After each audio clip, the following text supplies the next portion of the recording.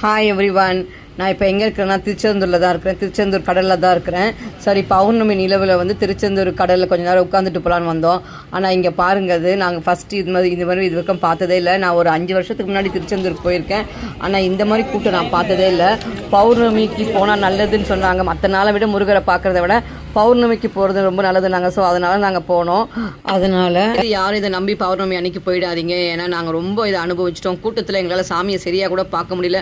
பார்க்க முடியுமான்ற அளவுக்கு ஆகிப்போச்சு. மற்ற நாட்களில் போய் தான் நல்லா நம்ம பொறுமையாக சாமியை பார்த்துருக்கலாம். இந்த மாதிரி மற்றவங்க சொல்கிறத கேட்டு தான் நாங்களும் வந்து சரி பௌர்ணமிக்கு போனோம். ஆனால் போனதுக்கப்புறம் தான் தெரிஞ்சுது நம்ம ஏன் அன்றைக்கி பௌர்ணமிக்கு வந்தோண்டான்னு அது மாதிரி ஆகிப்போச்சு. அதனால் இது ஜஸ்ட் நான் ஒரு ரெக்வெஸ்ட்டாக கூட சொல்கிறேன்.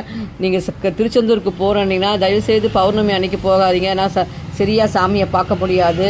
அதனால் நம்ம வேறு நாட்களில் கூட போய் சாமியை பார்க்கலாம்.